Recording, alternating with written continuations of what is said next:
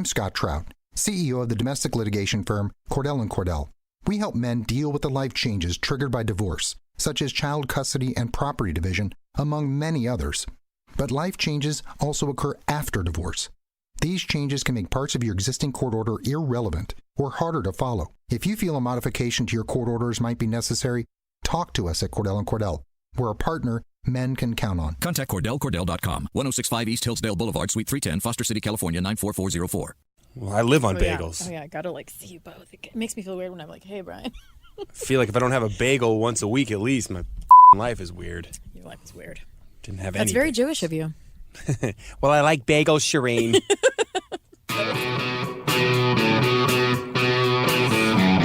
You're listening to The Brian Moote Show with Brad Nolan.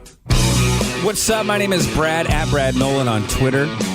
What's going on, everybody? I'm Brian Moote, at Moote Points on Twitter. I'll plug Twitter because I feel like that's the social media that I interact with most on people. Shireen Thor, I'm running out of words the right now. resident lady for this show. Hi, friends. Shereen Thor. Is also here. I have lady parts, and so I'm here for that reason. Mm-hmm. Hey, Lady you know what? parts that she put into good use this weekend with her husband Kenny on their vacation, Oh. kid-free. That is true. Do we have porn music? Do you? Somewhere in there I've got That'd it. be Somewhere. amazing. Somewhere I do.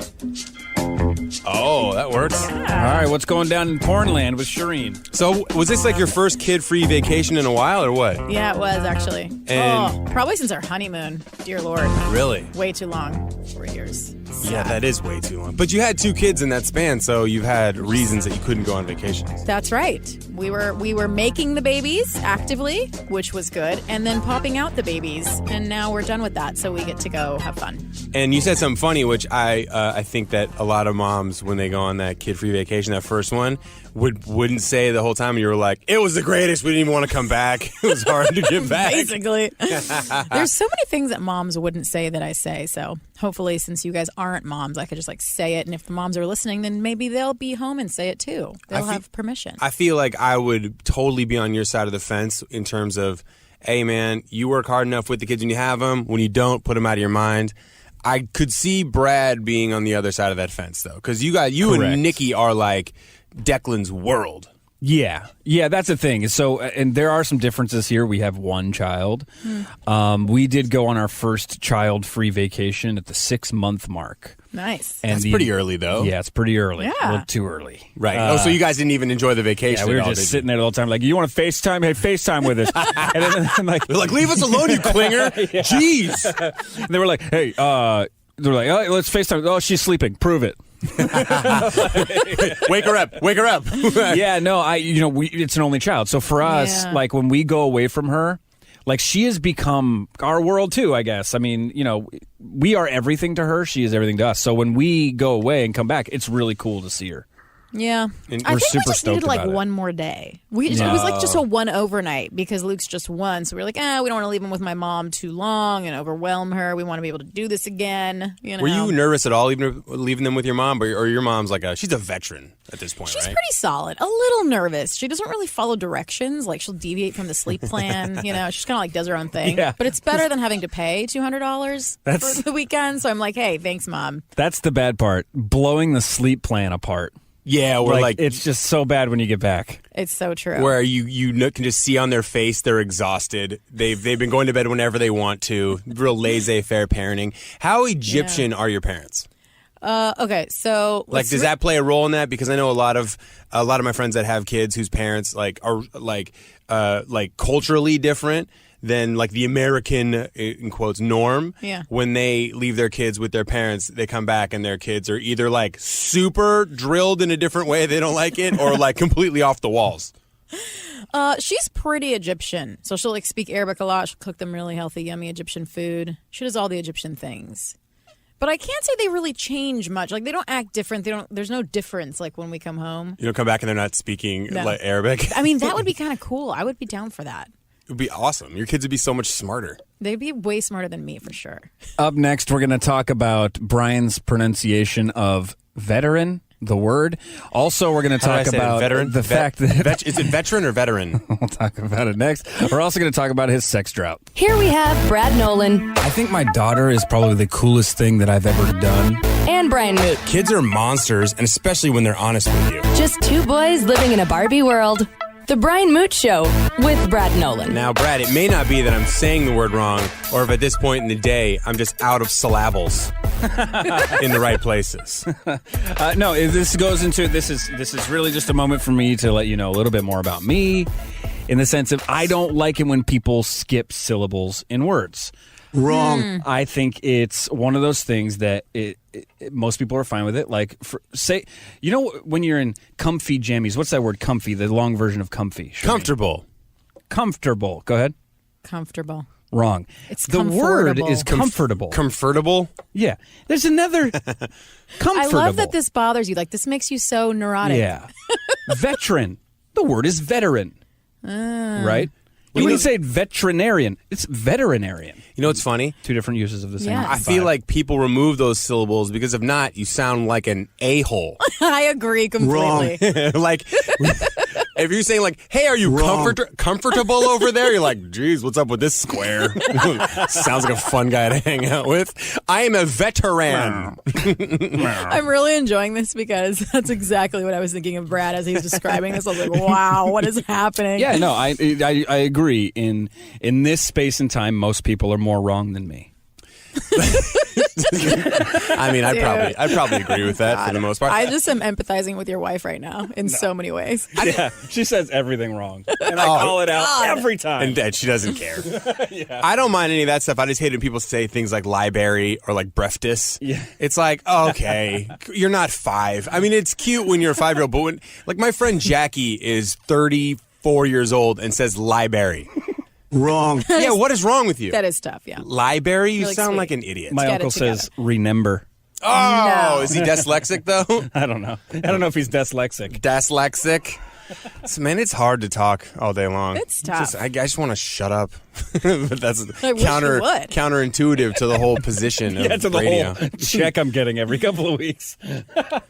So, sex drought. Can you give us an update on the sex drought? I can give you Ladies and gentlemen, time for a breaking news report on the sex drought of Brian Moote. my sex drought. So I'm in a long-distance relationship, which means every time I'm not around my girlfriend, sex drought commences. And I can proudly say, broke it. I almost said nailed it, which would have been more accurate. Nailed it. No sex drought. Yeah! There's chaos in the streets.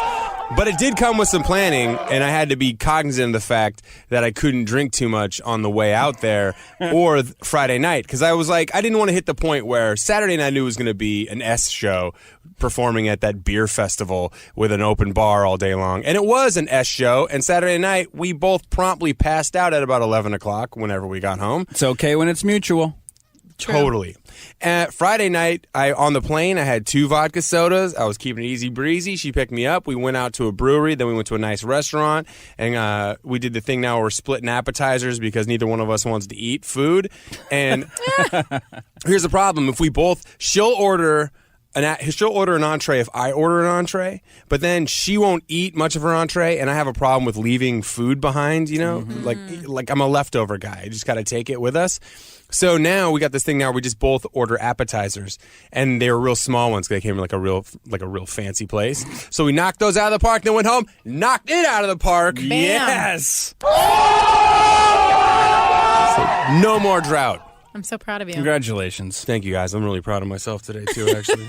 Can we have a discussion on the leaving food on the table thing, though? That was kind of weird, I'm not going to lie. Well, Can we? I just... You can do it? I'm You a know, look, leftover guy. What the we don't hell have is a leftover? Okay. I don't want food to just go to waste and be chucked in the trash. In the next segment, we're going to scrap the 3-minute intro. We're just going to do the whole thing. We're going to do a full 9 next. I want to discuss the food thing. And there's some other stuff we wanted to talk about that we haven't got to yet, so we're going to get to that. But I have philosophies on food that sound like they're very different than yours, and also sound like they might be different than yours, because he was pointing at me first, and then Shereen second. Just so everybody knows. Is this your first day, Brad? first day in radio. Never done it before. You're listening to The Brian Moote Show with Brad Nolan.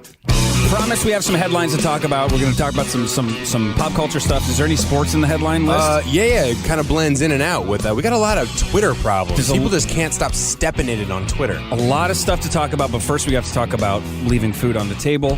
Not a metaphor or euphemism. My name is Brad Nolan. Brian Moote. Yeah, I can't leave food on the table. If I have to. It has to come as leftovers with us, or I will just eat it like off your plate, or we can switch plates. But I just can't. I just grew up in a house where it was everyone eat everything. Shereen Thor's in the studio with us. What are your thoughts on Brian Hi, not friends. leaving food on the table? I feel very stressed by this everyone eat everything premise. Like, is this is it? Like, you have to do, there's no options? It's a battle I've fought my entire life, which is why sometimes I'm fat and sometimes I'm not. That's why every time All right, I'm Drake. Every time that was a Drake line. Sometimes I'm fat, sometimes I'm not. Smoke weed every day. That's amazing. That's how you write songs. No, it's a thing where every time I'm living with a significant other, I gain weight. And then when I'm not, I'm able to like maintain a certain weight because I will just order whatever I want to eat. And then I don't feel the pressure to make sure that there's no leftovers. And it's just how I grew up. My mom was just a person who we're not going to waste food. There's kids who are starving all over this world who would love to eat that food, which is kind of a flawed argument because I can't just mail it to them. Also, but it's also something parents say when they're struggling with money. Yeah, or they just want you to eat the food just because you're a kid, you're a growing kid or whatever. No, my mom played that game, but it was because I knew she was $10 shy of the grocery money. Yeah, I guess when I look back at it now, I guess I don't know. I could probably tell you when I knew my parents were struggling. Now, if I look back at the kinds of food we were eating, whether it was like Hamburger Helper, we had a lot of Hamburger Helper at times. Spramen. Yeah, ramen, things like that. And then when we were doing good, it was, freezer food from Costco. Who wants 27 chimichangas? Who wants a cordon bleu? Right. Oh, my God, cordon bleus. Yes. God, those are so good. Do you remember those cordon bleus? Just a big doughy roll full of chicken ham and whatever sauce that was. Sounds delicious, some but very cheese. white. I'm very brown, and that's my true. mom actually just like made food all the time. Yeah, no. You're right, you are culturally diverse. I'm not like you guys. Sounds like Brian and I had the same upbringing. Yeah, we're white people. excited about mixing Spam into our ramen and so cordon excited bleu. about And that. macaroni out of the freezer. A bunch of Add white ranch. You can add ranch to anything, and it's fine. I used to dip burritos in ranch. fine. Burritos in ranch. Give it to me. still do. Hidden Valley, thank you. So wait, Shereen, so how do you feel about leaving leftovers? Are you okay with that when you go out with your kids and your husband? Do you eat everything off their plates? Do you bring it home? What do you do? I don't have an obsession with eating everything off the plates. I just think, I don't know, I just have no attachment to it either way. I do like taking home leftovers because I like to not have to cook the next day. So it's more like born out of laziness and sort of, grocery budget. Like, yeah, this will help. Cool. I mean, that's a good loophole for you to lean on it, but you can rationalize it with just lazy.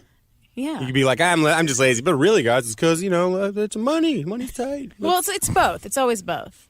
I mean, my husband's super frugal. Like, even if we had all the money in the world, he'd still have me on a freaking super serious grocery budget. Like, it's just Really? it's can't so just, annoying. Well, you can't splurge. You just don't have free reign to go. You know what? We have an $800 grocery budget for the four of us, and I almost go over it every damn month. But I'm trying. Yeah, you're not trying, are you? No. I'm gonna have this conversation with my wife too. I give her $650 a month to go to the grocery store. Blown through it every time. I'm like, there's only 3 of us. I don't even eat more than half a meal a day. That's amazing. It's 800 tough. now. You're gonna have to bump that up because your son's only 1 year old, and so he's not really putting away the food yet. Because the boys eat it costs 3 times more to feed boys than it does girls. Especially when they become teenagers, you can just body shame them into eating No, I'm kidding. That's an awful thing to say. No, it's totally true though. You can do that. Well, the social media will do it if you don't. Yeah, someone's gonna. It's wrong, ladies. Eat whatever you want. I have philosophies on food on the table. They actually line right up with my politics. Oh, Conservative. Can't wait to hear. No, I will worry about my plate. I will finish whatever I need to finish on my plate. I don't care what anyone else is doing, and I'm not taking leftovers. I've never had leftovers that I like, ever. I've never reheated a pizza and gone, that's delicious. Oh, man. I Never? also can't do the cold pizza thing, so it doesn't work out for me. My wife's a big leftover person. That's fine. She can do whatever she wants. Yeah. I'll do whatever I want. That's how I view the world, Freedom, basically. baby. I like but it. I will say this. I used to be 5'1", 220 pounds. That's a big kid. Get it, Brad? I always. He was doing leftovers then. It's like that. Or you know what? No one can get a fork on that plate.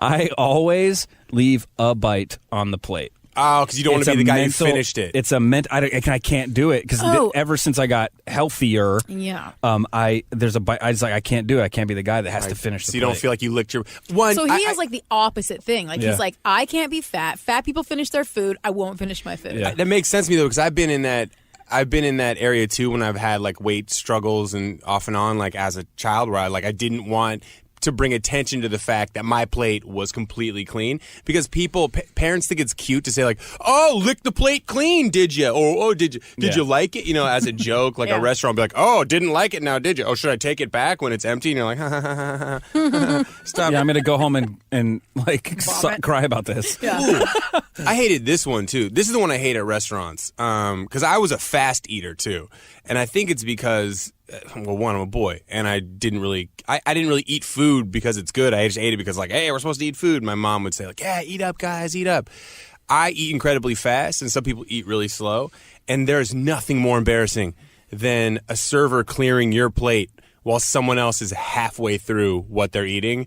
And you're like, no, leave it. So sometimes I'll leave like one French fry like in the middle of the plate. Still working on it. They're just nibbling around this one fry, just like running my fork across the plate and just licking sauce off it. You guys are ridiculous. I do the same thing, though. I eat really fast because I'm not eating for enjoyment. I'm eating this is a task in my day, and I need to get it done. And also the military. I mean, we ate fast all the time when I was in the military. So. That sounds very serious. That sounds like a whole nother level of serious about eating fast. I'm the opposite. I don't eat fast. I'm the annoying person that accidentally embarrassed you, Brian, because Wrong.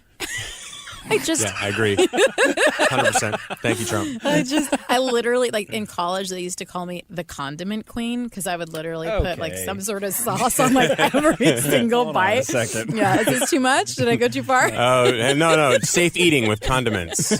Condiment queen. Well, see, when I was in college, this is where I think all my weight identity problems stem from was college. I grew up on an island. We didn't have any fast food. We had a Dairy Queen. That's it. That's how you know you're in a really white place, when all you have is a Dairy Queen. Yeah. When a place just serves hot dogs and soft serve, that's a white ass restaurant, right? So when I went to college, they had the meal plan I had for playing basketball was we could just go in there any time of the day and eat, right? And I would go in there, and it was like the grossest buffet at every hotel restaurant you've ever been to, where they just have a big mound of bacon. And I'm like, oh my God. I used to get an extra plate just for bacon. And I would eat so much food. I gained the freshman 15 in the first 2 weeks I was at Laverne, the University of Laverne. I couldn't stop eating bacon. I forget, what did you study there? Psychology. And human resource management. It's two nerdy degrees that do nothing for you unless you just want to tell on people in the workplace. Nice. I'll be a workplace snitch. Which is ironic because you're the guy, we were talking about it, there was a meeting today, and Brian did something in our day job that he was like, I was like, this is kind of one of those things Brian just did and said, hey, everybody, catch up. I've already put you in a spot. It was about this comedy show you're doing. Oh, yeah. Doing it. So there you go. And I was like, which I can appreciate, but we really do need to catch up with Brian on this one. And so he's the person that wouldn't snitch. He's the guy that gets everybody else in trouble. I do my own thing. I promise we have things to get to. We have stories that have sports, and we have Trump stuff, and we have Kanye's stuff. Losing it. Oh, it's going to be so good. I promise we're going to get to it. Here we have Brad Nolan I picked jerseys based on the tough-sounding name of the mascot. and Brian Moote. Nachos are a food group, right? You're listening to The Brian Moote Show with Brad Nolan. They are a food group as long as you leave one in the container and you don't take them home for leftovers. What's all about Mexican food is they don't give a rat's ass. Like a taco salad, they're like, yeah, that could be healthy unless we make the bowl out of chips. Like you're going to not eat that. I mean, if you can leave the bowl from a taco salad, you have a level of self-discipline that I can only dream of. That's Brian Moote. My name is Brad Nolan. Shereen Thor is in studio with us to give us a lady perspective. I like Mexican food. That's pretty much it. And that's the lady perspective. Mm-hmm. It's good. Super good. No, wrong button.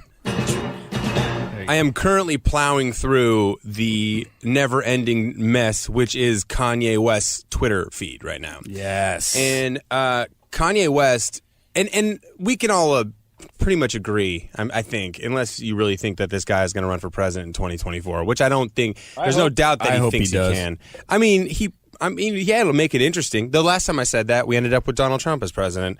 So, Ugh, so true.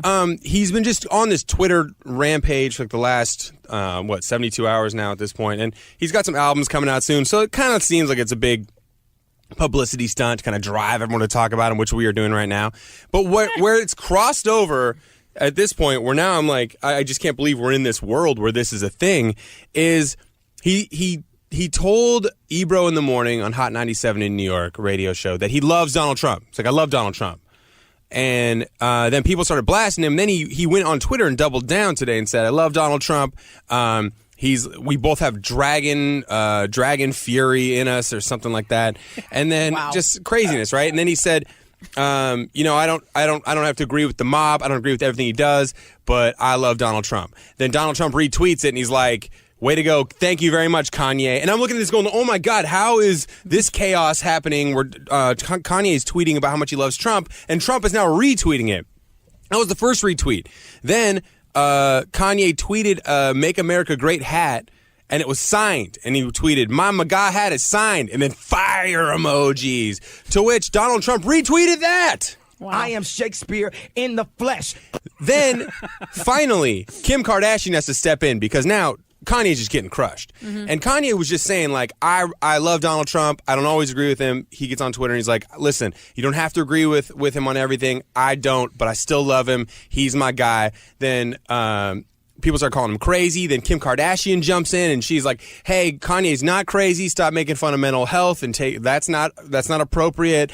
He just speaks his mind and I support him 100% speaking his mind. So now we have this weird dimension on Twitter where Kanye West, Kim Kardashian, Donald Trump are all sitting around tweeting about how it's okay to love Donald Trump but not support him in every way and stop making fun of people who are crazy. And I'm sitting here going like, I don't know where you go with the conversation at this point. You ain't got the answers, man. I mean, he is just crazy. The whole thing is crazy. I don't want to say Kanye's crazy because I don't really know. I don't know anything about what he's doing. I don't know if it's deliberate or not. But and then you're also kind of afraid that if you said it and he heard you, he'd come after you. I mean, you never know. Like, that should be the best thing that could ever happen to me, actually, if I get a cease and desist from true. Kanye West. It's just, I think a lot of people go, oh, this is his brand. He's just pumping something. He's going to put out an album or something like that. I think Kanye West truly does not give a crap, and he will say whatever is on his mind at any time. And maybe that's me buying into the brand. I used to despise Kanye West. I thought he was overrated. Now I still think his music is overrated, but I think he, as a person, is fantastic. And I am not. Wrong. It is entertaining. Is that just because you like being entertained by him? Like, I am. Yeah, I'm completely and totally It's entertained wild. by somebody who will just say whatever the hell they want. And in fact, I've been inspired. I think I will start tweeting incoherent nonsense at Brad Nolan on Twitter. It's repeated, but the funny thing is that there'll be a tweet that just says, like, let's all be like water. And then the next one, genius. And then the next one, yeah, that's a I am haiku. Shakespeare in the flesh. And then the next one is about Donald Trump and politics. He's weaving in and out of craziness. And then Kim Kardashian has to step in and say, hey, he's not crazy. He tweeted, like, my wife just told me I need to clarify my stance on Donald Trump, which is hilarious that Kim stepped in like, yo, that tweet sounds crazy. Heads up, this is off-brand for me. I need you to help me out a little bit. You got to walk that back a little. So the things that I found just so funny about this whole thing are that you can imagine a world where Kanye West and Donald Trump are friends. They're a weird pairing of friends. Like, I couldn't imagine a weirder pairing of friends. Two millionaires hanging out? But no, not millionaires. Trump is a billionaire. Oh, sorry, I forgot. Trump is a billionaire. Wrong. Like, millionaire is fine. Sorry, Donald. But you got a millionaire rapper from the south side of Chicago who married to Kim Kardashian, and the Kardashians are not in the Trump camp at all in terms of leanings, in terms of like except for during tax season. Yeah, I mean, but I'm getting to that point too. Though I haven't seen. Last time I checked with the IRS, I owe money, so I don't know where this Trump benefit's coming. So I think it's all a bunch of bluster. No one cares. Is your accountant in Los Angeles? Or well, my accountant was me on TurboTax, and then I decided I'm going to get an accountant because probably a mistake. Yeah, I definitely didn't know how to write off the things I need to write off. You ain't got the answers, man. But I love the fact that they're friends. Like, I don't when Trump's out of office, like, him and Kanye are going to hang. Well, I kind of think it makes perfect sense because they both got that similar brand of crazy. Like, they both are lacking a filter and say crazy, outlandish things that no one would ever say. So it's like they could be bros. They could be cray bros, you know? I just love a world where we can have a weird friend like that. Yeah, I think, which one's the weird friend? Well, they're weird friends. Like they're both a weird friend to the other one, right? Like it's we look at it like that's a weird friendship. Like I was trying to think to myself who my weird. You look at my friendship and say, hey, that makes no sense that Brian's friends with that guy. And I was combing my brain today, racking my brain to try to figure out who that guy would be. It's not me, is it? No. You. Are you It's got to kidding? be it's got to be opposite. It's got to be something way opposite of me and Rich. That's not me. I'm slightly different than you and poor. Yeah, it's got to be somebody conservative for me and rich. So maybe Donald Trump. He's not your friend. Sorry, Brian. I mean, he could be. All you got to do is tweet him. Pretty awesome. You're verified on Twitter. All you got to do is tweet him. He'll tweet back. Someone said every time I tweet a Donald Trump joke, I get a bunch of hate from Southerners who follow me on Twitter. Then I thought to myself, why don't I just start like wildly supporting Donald Trump and just see if I can get one of those rando retweets? Welcome to my life. Is that what you've been trying to do on Twitter? No, not actively, but I've been thinking about like maybe, hey, I actually do share some conservative values with that party. Maybe I should play the game. I think that's a great idea. It would be very on brand. I also think it's very smart of Kanye because what's the one thing he's always looking for?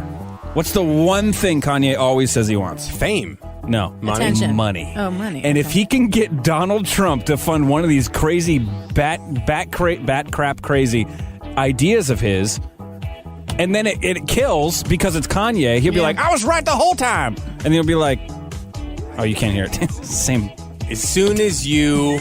It's all right, Brad. Stupid joke, fail. Your first day in radio every time we do the show. I know. If we can get Trump and some Yeezys, that's a game changer for Kanye.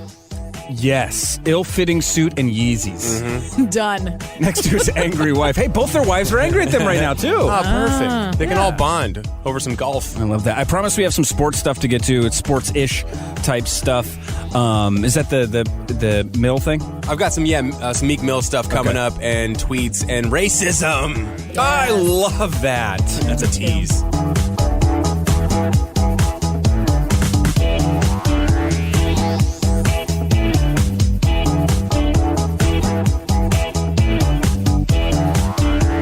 You're listening to The Brian Moote Show with Brad Nolan.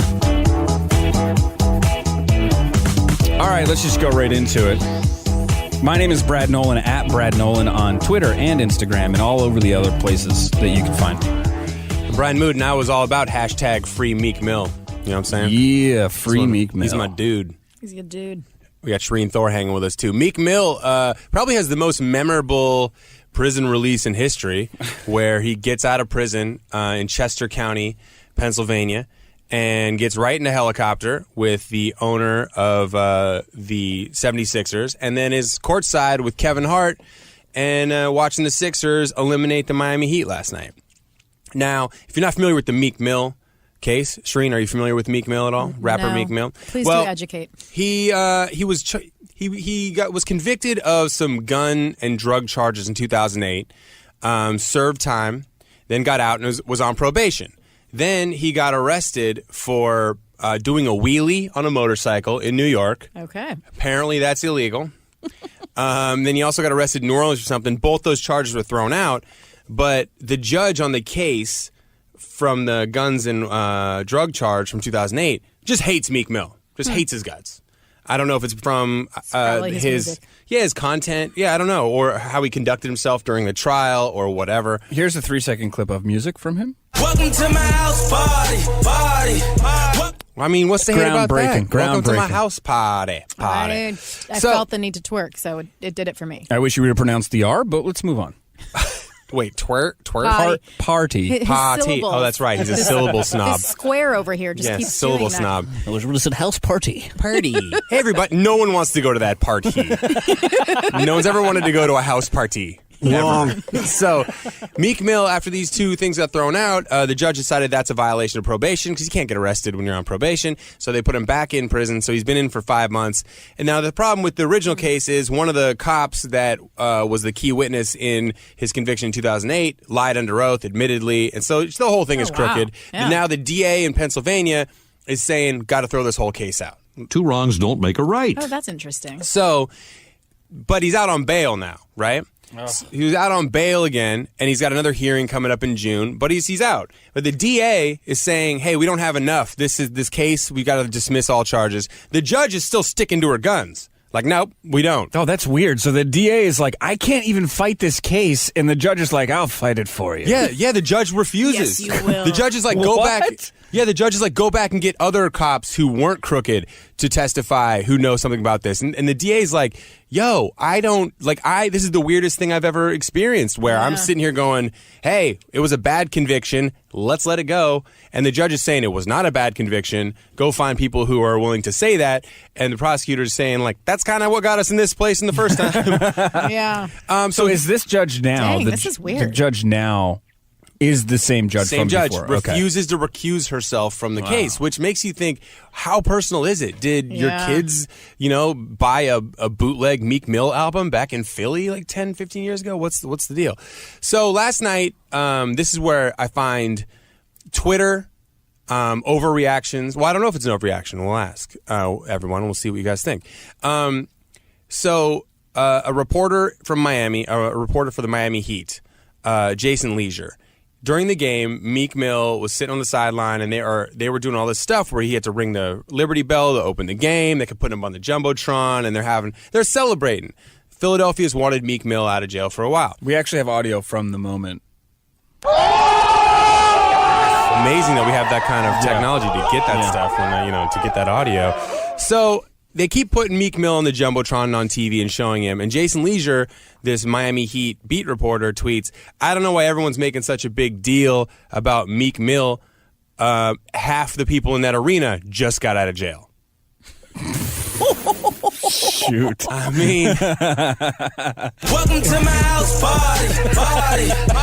And I would love to be there at that moment where he got the first reply on that tweet that was like, racist! Right? Before he deleted. Now, he deleted the tweet and issued an apology saying, that's not what I meant. I just meant, like, Philadelphia is a rough city where a lot of people go to jail. Where then people say, yeah, and half the arena was full of black people, and you're saying half the arena just got out of jail. Why is it a big deal for Meek Mill? Now, the funny part is people just still are never going to realize that there's certain things that when you step back and look at, well, one, it's screenshotted, so it's there forever. But I don't know. When people delete tweets, I'm like, okay, good luck. I mean, buddy. you got to delete that in 90 seconds. And even then, someone's going to screenshot that, especially when he's got about 30,000, 40,000 followers who are all invested in sports. And a reporter who follows you is going to screenshot that sucker immediately. Immediately. In stereo. I mean, how racist is it? Is it possible that he really just was saying, I mean, do you think he had any racial intent when he tweeted it or no? Time to play a little game here. It's called How Racist Is It? With Brian Moote. I think it's wildly racist. I think he probably just didn't. I think he just put zero thought into it. Whether he's racist or not, I don't know. I just think he probably just put zero thought into it. I'm not willing to say someone's racist. I will say that tweet has a lot of racial... Lacked sensitivity. For sure. So I think it lacks sensitivity. I think it could be viewed as racial, but personally, I think he was probably actually just referring to the fact that it's a rough city. Yeah, they boo Santa Claus. I see... If it, that town boos Santa Claus. They do. Every single year, Santa Claus comes out for the Philadelphia Eagles football games, and they boo him. Some years they throw snowballs at him. Why? Philadelphia is a city that's just known as being... full of brotherly love. Yeah, ironic. I mean, you were not supposed to go to other stadiums, or when you're an opposing fan. That's the one they don't go to. We talked with on my old radio show. We talked with Sarah Ryan, the wife of Matt Ryan, quarterback for the Falcons, and she said that's the only stadium she only went to once and will never go again because the things people were yelling at her. And it just seems like kind of a gritty, dangerous place. Yes. But once that thing hits the social media machine right now, especially with a lot of racial tension that we have, big time. That's legit and you're gonna get crushed for that tweet. Is he losing his job? Do we know? I'm sure. I haven't seen it yet. Or is he just writing a blog? He tried. I mean, he's a legit reporter for the Miami Heat and like an NBA guy for, I think, probably like works columnist for the ESPN NBA. and stuff like that. Okay. Yeah, but I think the thing is that he tried to do a different strategy where he deleted it, issued an apology, and then just flooded his Twitter timeline with tweets about basketball and articles that he'd written, right, and tried to do all that stuff because he, as a reporter, reporter, he can't. I mean, he's got to just say, "Hey, listen, I'm sorry, guys. I didn't mean to. People will get over it." I mean, the delete was step one in the wrong direction. You think so? Yeah. Well, I think you're right, actually. You think you leave it there and just say it's not a joke? Yeah, I mean, it was a joke? No. I think I think no matter what, so you leave it there. And you go, yeah, bonehead. I didn't really think about that one, but you leave it there. Because the second you delete it, you go, I was wrong. Yeah, the tweet delete does signify that you recognize there's a level of whoops, stepped in it. Sorry about that. Though, I delete tweets all the time. When I tweet something, I'm like, I don't even stand by that. I'm not even willing to. But that's the thing. But if you had a tweet that got a massive amount of attention, my advice to you would be leave it there. Make a statement about it. Yeah, and just say whoops. Yeah, because the second you delete it, now you've admitted some sort of weird guilt. So the deleting it makes it feel more racist. Yeah, I mean, that's interesting. It's just funny how people, I really don't think he intended to offend anybody, but that doesn't matter anymore. Like, another thing that happened this week on Twitter with athletes was a former kicker for the Giants, Jay Feely, tweeted out a picture of his daughter, who's 18, going to senior prom. And it was a picture with her and her prom date, who's like a boyfriend of hers for 2 or 3 years. And Jay Feely standing in between them, holding a handgun. Oh, wow. And I thought it was great. Yeah, she's looking at her. She's looking at her dad like, oh, Dad. Yeah. And he's got this face. It looks shocked, right? And that went up, and immediately it was, guns. We're having gun issues in this country. That's so insensitive to the gun thing. You're glorifying guns. And I think that at this point on social media, if there's certain things that you want to joke about, we have to realize there's just no one has a sense of humor for certain topics, and they're going to get more traction out of blasting you than you are, even on the joke itself. I think that's so true. I feel like people love to sensationalize things. They love to make a huge deal out of it. Like, they're just waiting for somebody to like glom onto and just like put them up in flames. I just feel like everyone's waiting for that right now. Well, it was also clear in that specific picture that everybody there was in on it. It was a staged. She was like, "Dad, you're embarrassing me, Dad. Every time, really." Exactly. And it was just like, give me a break. I think he didn't delete that, right? He just went on like whatever. Yeah, like, he issued a statement saying, I am a safe, lawful gun owner. That was an unloaded gun. My finger wasn't on the trigger. It was just a silly joke. I mean, it's not that. It's kind of cheesy to me anyway. Like, hey, I've got my shotgun. Look at it. Hey, you better bring her home before 10, or I've got a shovel too. Like just a dad joke. Just a dad. Way to take it to the next level. Well, it's just I just morphed into the character of dad joke. You did so well. Here you go. Better have her home by 9:30. Don't you deflower my gal, my daughter. Okay. All right. Here's my favorite part about the Meek Mill story that we hadn't covered yet. Yeah. And that's Kevin Hart's audio from when he's like, my boy Meek Mill's out. So I have the audio for you. It's just funny. Have you heard this, Shereen? No. It's really good. It's really funny. We home. I said we home, no Meek. Meek got fat as shit. He got fat. That is funny. He's just immediately, that is something only your friend can do. Start blasting you as you get out of prison for getting fat. As if it's not easy to get fat in prison when all they serve you is just garbage food that you eat too much of, biscuits and pizza pockets from the vending machines in the commissary. Or whatever those things are that you guys liked. Oh, chicken cordon bleus? Hell no, you don't get those in prison. Shereen, that's something only you can get in like Costco and your parents are lower growing. Middle class. That's not prison. My bad, guys. Come on. It's a French word. They don't serve you anything French there. Cordon bleu. Cordon bleu. The Brian Moote Show with Brad Nolan. Your home is important. That's why Geico helps make it easy to save on condo insurance. Because home is more than just a place. Home is where you took minimalism too far because there's only one chair in your entire condo and your only entertainment is one card. Not even a deck of cards, but a single card. And all your guests have to share one plate and one fork, but you're convinced that less stuff means more freedom. The Geico Insurance Agency could help protect the overly minimalist broom closet you call home. Call Geico and see how easy it is to switch and save on condo insurance.